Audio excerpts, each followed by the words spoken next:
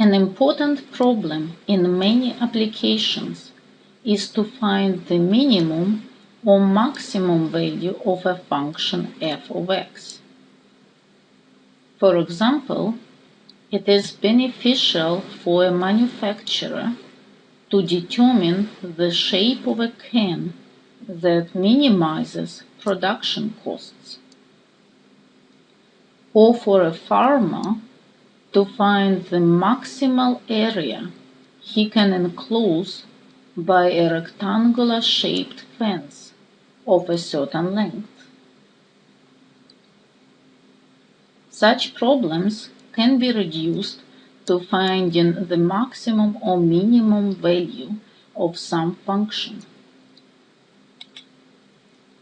First, we will define exactly what we mean by maximum and minimum values and discuss the difference between absolute and local maxima and minima. Then we will learn how to find candidates for local maxima and minima of a function using its derivative. Finally, we will develop a very effective tool to find the maximal and minimal values of a function on a closed interval. The process we will describe is called a closed interval method.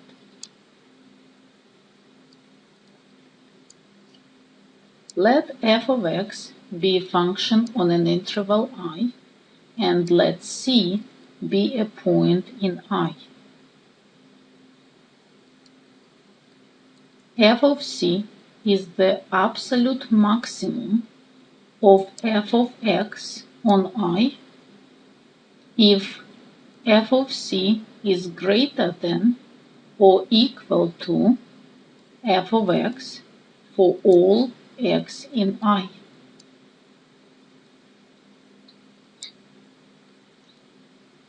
F of C is the absolute minimum of f of x on I if f of C is less than or equals to f of x for all x in I.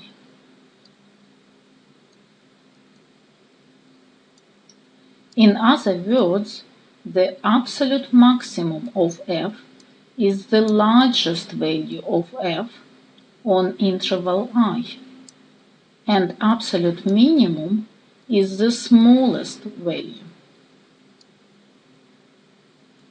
We refer to the maximum and minimum values as extreme values or extrema.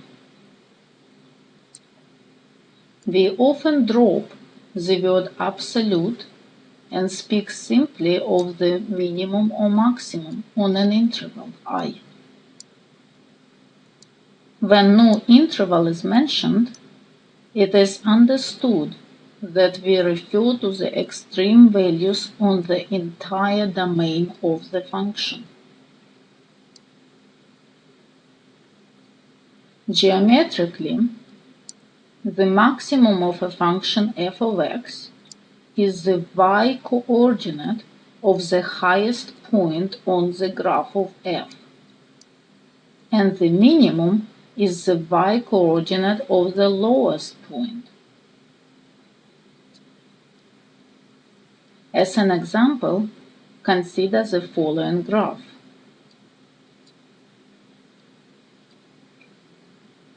We see that the lowest point on the graph is -4, -2. Therefore, the minimum value of the function is -2, which is attained at x equals -4. Likewise, the highest point on the graph is 5, 3. So the maximum value of f is 3. we conclude that on the interval -4, 7, the absolute minimum of the function is -2 and the absolute maximum is 3.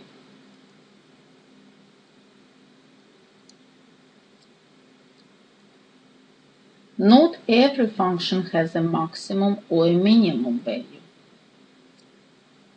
Let's look at the graph of another function over the same interval -4, 7. The lowest point of the graph is still -4, -2. So the minimum of this function is again -2. However, there is no maximum value. The values of this function get arbitrarily close to 3 from below.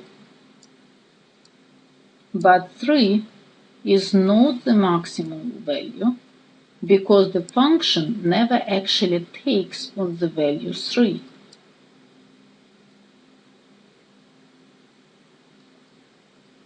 Notice here that the absolute maximum and absolute minimum values strongly depend on the interval where the function is being considered. If in these two examples we change the interval from -4, 7 to say -4, 2, the function on the right will have the maximal value, which is 1. The maximal value of the function on the left is now also coincidentally equals 1. However, there is a difference in the way these two functions attain their maximum. The function on the right attains its maximum at the end point of the interval. So if we change the interval even slightly by moving the right end point, the maximum value of this function will change.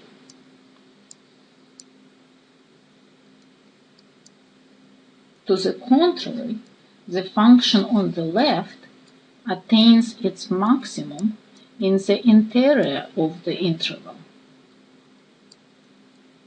If we change the interval slightly, the maximal value will stay the same.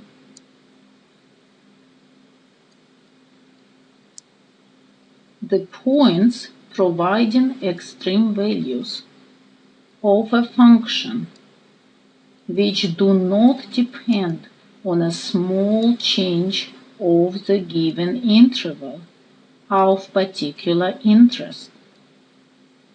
These points are called local or relative extrema.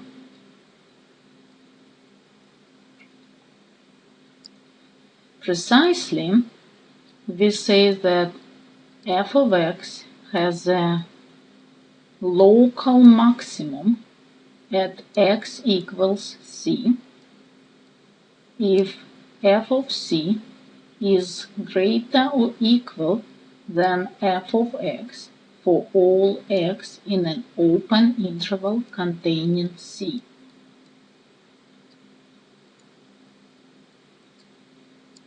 F of x has a local minimum at x equals c if f of c is less or equal to f of x for all x in an open interval containing c.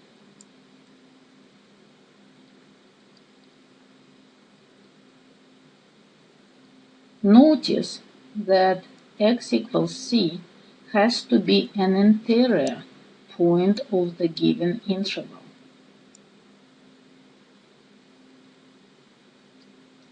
To be a local maximum, the value f of c must be greater than or equal to all nearby values, but it does not have to be the absolute maximum value.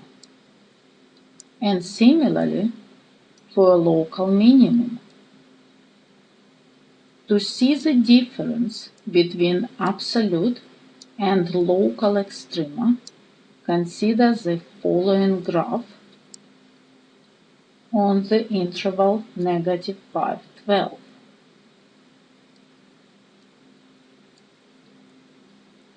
A local maximum occurs at x equals c if f of c is the highest point on the graph within some small box.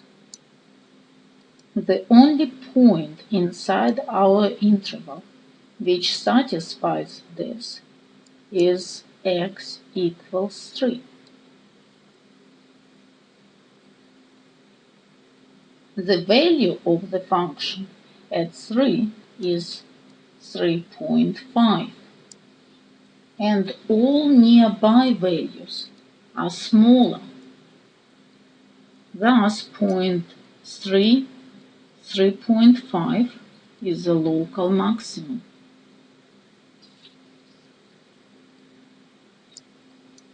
However, 3.5 is not the absolute maximum on -5, 12, because when we move away from 3 and closer to -5, there are points on the graph which are higher than 3.5.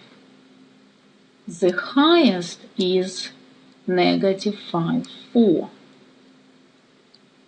Thus, the absolute maximum is 4.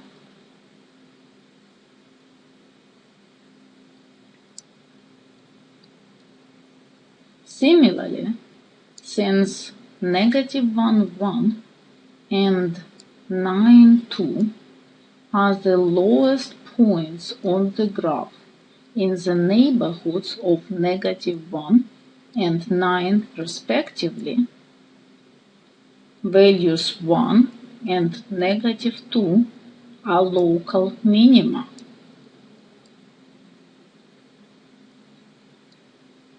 Notice that here point 9, -2 also corresponds to the absolute minimum.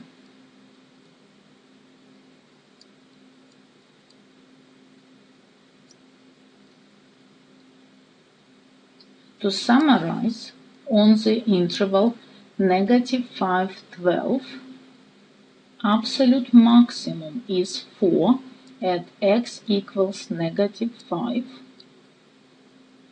absolute minimum is -2 at x equals 9, local maximum is at point 3, 3.5, and local minima are at points -1, 1 and 9, -2.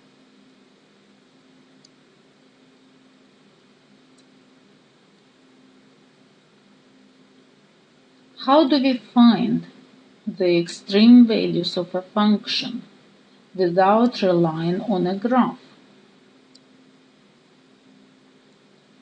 Let's examine closely points where a function has local extrema. They all have one property in common. The tangent line at a local minimum or maximum is horizontal. We know that the derivative is the slope of the tangent line, and that the slope of a horizontal line is 0.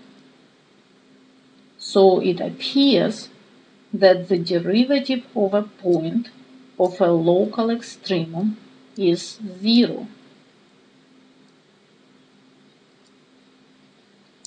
The next theorem, which was proved by Fermat in 17th century, says that this is always true for differentiable functions.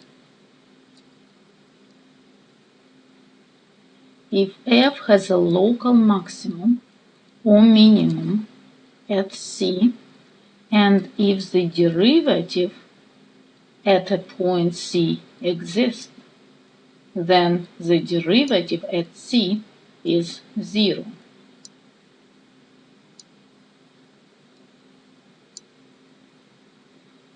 Keep in mind that there may be an extreme value at a point where the derivative does not exist.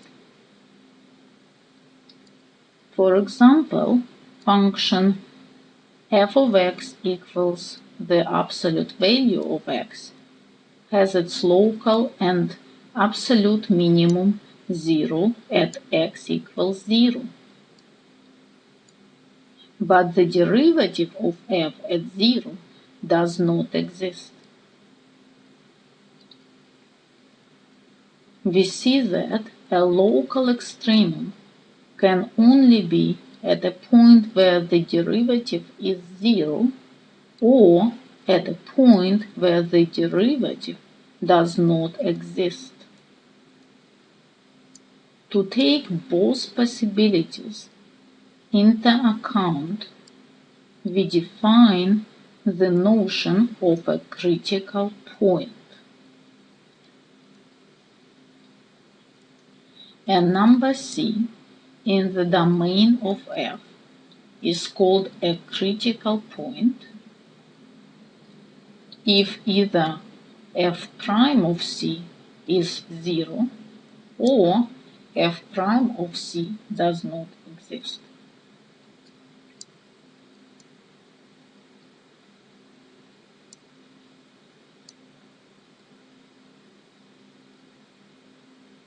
Let's find critical numbers of function f of x equals x to the fourth minus x cubed minus x squared minus 1.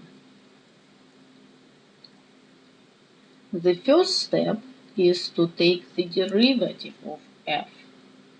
Here, f prime of x equals 4x cubed minus 3x squared minus 2x. Since the derivative exists everywhere, to find critical points, we set the derivative equal to 0.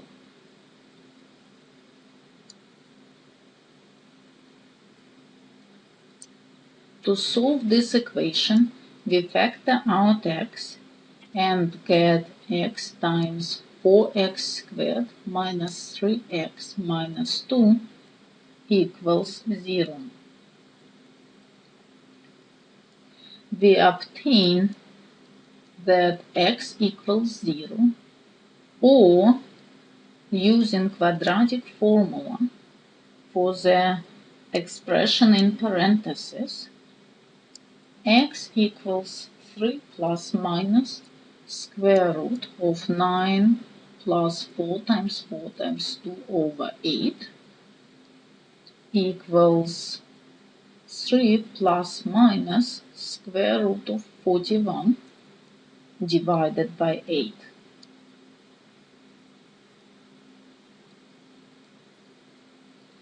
There are 3 critical points: x equals 0 and x equals 3 plus minus square root of 41 over 8.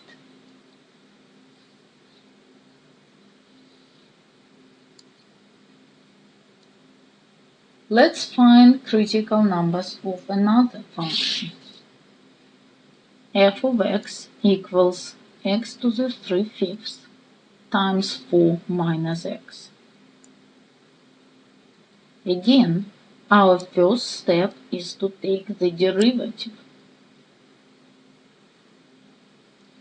We multiply this expression out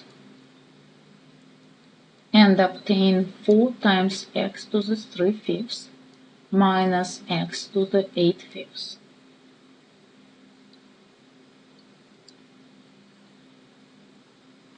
Using power rule, we get that f prime of x is 12/5 x to the negative 2/5 minus 8/5 x to the 3/5. To solve for critical points, we need to simplify this expression by writing it without negative exponents and getting common denominator, which is here 5x to the 2/5. Since the powers 2/5 and 3/5 add up to 1, we obtain 12 minus 8x over 5x to the 2/5.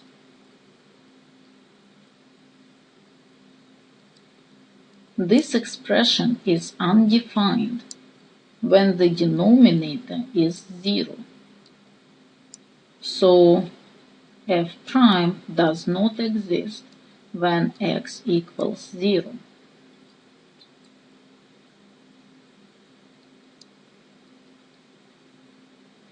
The fraction is 0 if and only if the numerator is 0. Therefore, f prime of x is 0 if the numerator 12x minus 8 is 0. That is, x equals 3/2.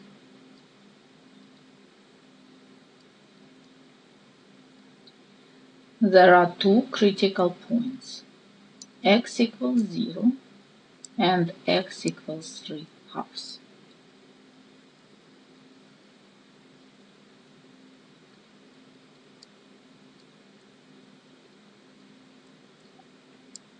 We now focus on the problem of finding absolute extrema. We have seen that some functions have extreme values while others do not. Let's come back to the first two examples we looked at. This function attains its absolute maximum and absolute minimum on the interval -4, 7. This function has no maximal value. What is the difference between these two functions? The most obvious property which the function on the left has and function on the right does not is continuity. The function on the left is continuous on the interval -4, 7. The function on the right is not continuous on the same interval. The next question to ask is whether continuity of the function is enough to guarantee the existence of the absolute maximum and the absolute minimum. It turns out that it is, as long as the interval in question is closed. This is the statement of the extreme value theorem. If f is continuous on a closed interval ab, then f attains its absolute maximum value and its absolute minimum value at some numbers in the interval ab.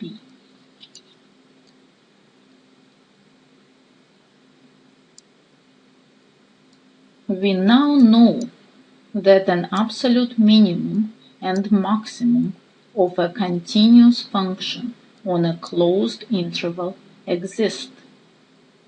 How do we find them?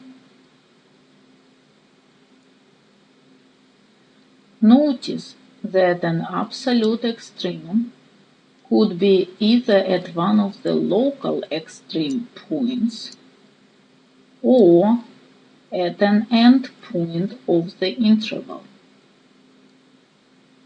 Therefore, we basically need to compare values of the function at its critical points and the endpoints of the given interval. We have the following three-step procedure called the closed interval method.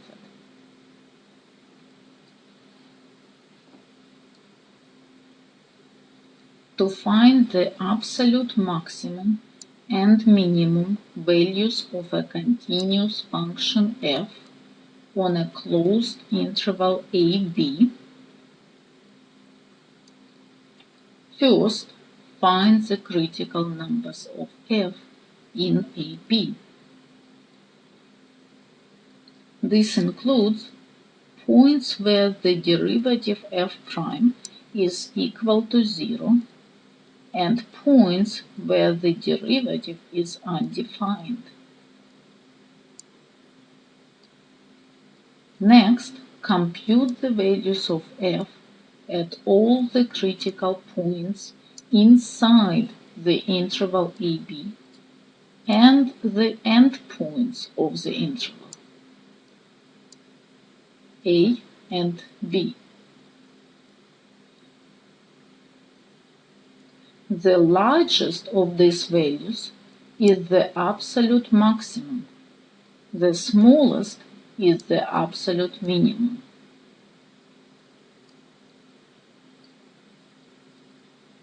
We will finish our lecture by working through several examples.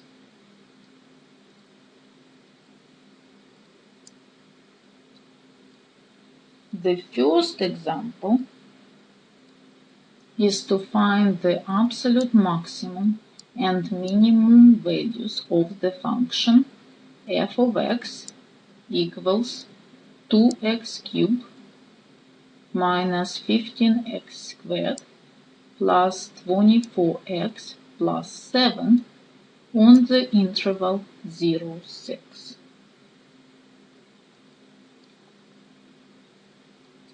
We use the closed interval method. The first step is to find the critical numbers of f of x.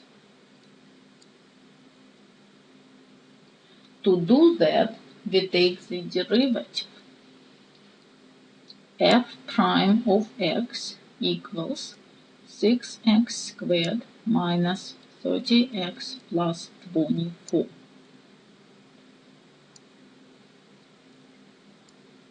The derivative is defined everywhere, so we just need to solve for zeros of this quadratic polynomial. It can be factored as 6 times x minus 1 times x minus 4. Setting it equal to 0, we get two critical numbers, x equals 1 and x equals 4.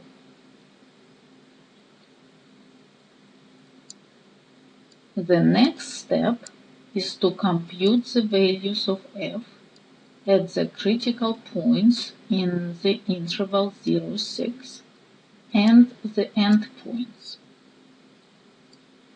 Since both critical points x equals 1 and x equals 4 are inside the interval 0, 6, we need to compute f of x at x equals 1, x equals 4, and the endpoints x equals 0, x equals 6. Plugging x equals 1 into the original function, we get f of 1 equals 2 times 1 cubed minus 15 times 1 squared plus 24 times 1 plus 7, which is 18. The next point is 4. F of 4 equals 2 times 4 cubed minus 15 times 4 squared plus 24 times 4 plus 7, which turns out to be negative 9. The next is x equals 0.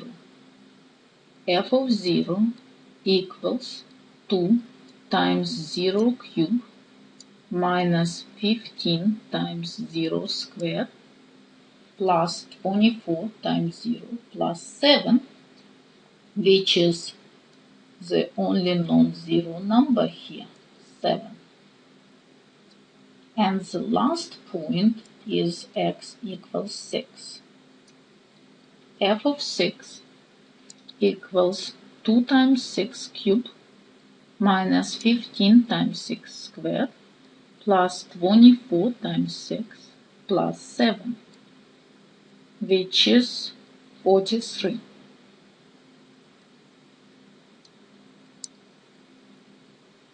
Now we compare the values we obtained. The largest of these values is 43. So the absolute maximum is 43. The smallest is negative 9. So the absolute minimum is negative 9.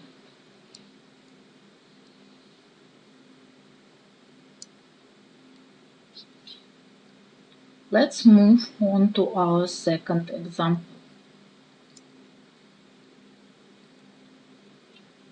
We need to find the absolute maximum and minimum values of the function f of x equals 1 minus x minus 1 to the power 2/3 on the interval negative 1, 2.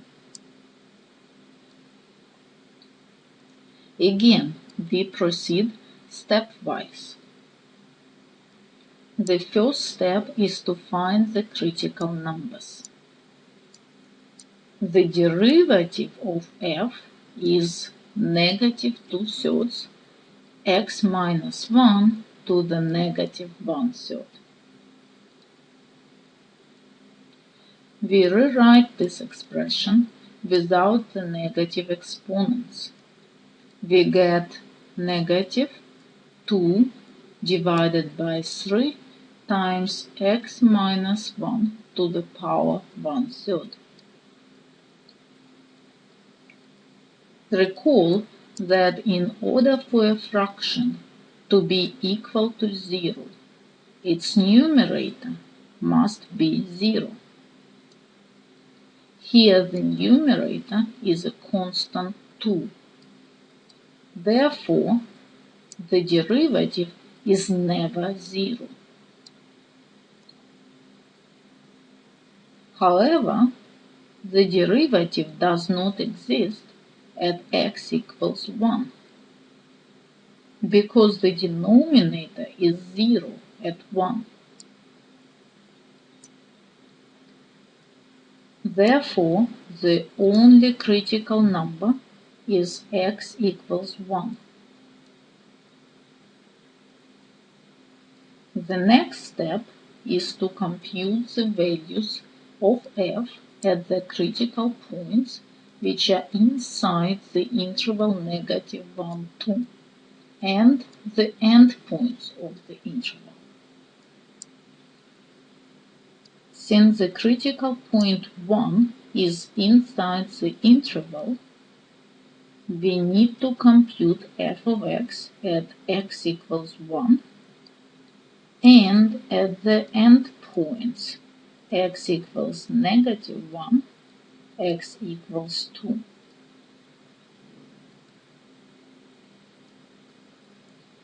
F of 1 equals 1 minus 1 minus 1 to the 2/3, which is 1.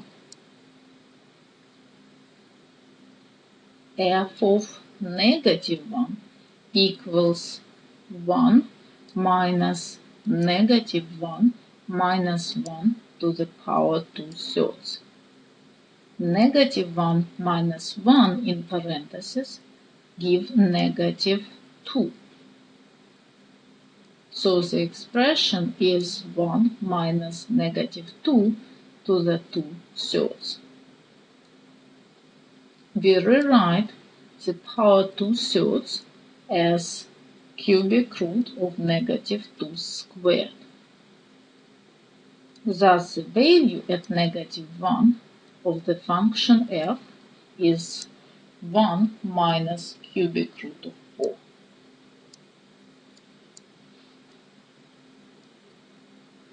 The last point, f of 2, is 1 minus 2 minus 1 to the 2/3. Since 2 minus 1 is 1, and 1 to any power is 1 again, this equals to 0.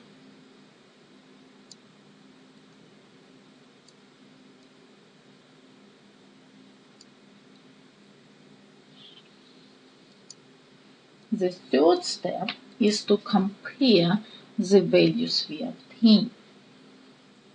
The largest of these values is 1, so the absolute maximum is 1. The remaining two values are 0 and 1 minus cubic root of 4. Since the cubic root of 4 is greater than 1, 1 minus cubic root of 4 is negative, and thus is less than 0. The smallest number is 1 minus cubic root of 4, so the absolute minimum is 1 minus cubic root of 4.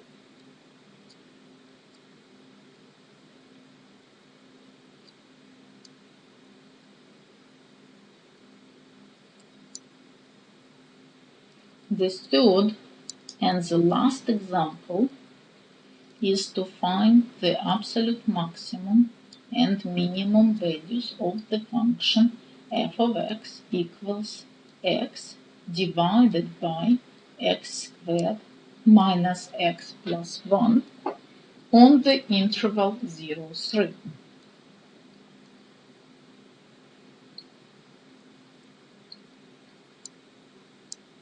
We use the closed interval method. First step is to find the critical numbers. We compute the derivative of f using the quotient rule. The derivative of x is 1 times the denominator, x squared minus x plus 1, minus x times the derivative of the denominator, 2x minus 1, divided by the denominator squared.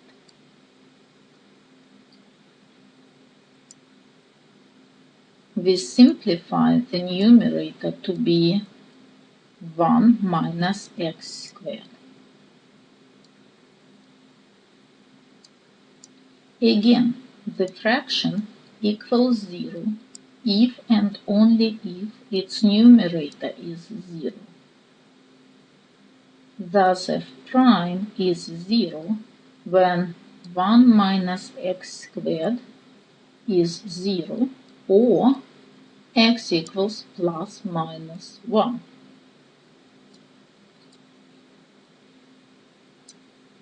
The only points where the derivative might not exist here are zeros of the denominator. If we compute the discriminant of x squared minus x plus 1, we obtain negative 3. So the polynomial in the denominator has no roots. The only critical numbers are x equals 1 and x equals negative 1. The second step is to compute the values of f at the critical points inside the interval 0, 3 and the endpoints. We see that the critical point x equals 1 is inside the interval 0, 3.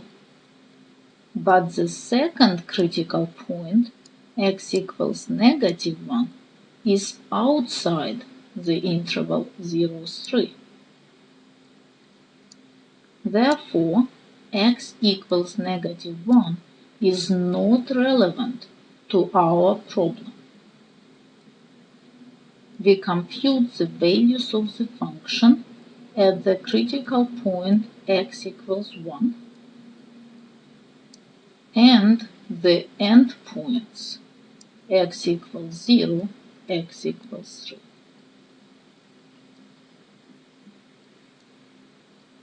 F of 1 equals 1 divided by 1 squared minus 1 plus 1 equals 1. F of 0 equals 0 divided by 0 squared minus 0 plus 1 equals 0. F of 3 equals 3 divided by 3 squared minus 3 plus 1 equals 3/7. Now let's compare the values. The largest of these values is 1, so the absolute maximum is 1. The smallest is 0, so the absolute minimum is 0.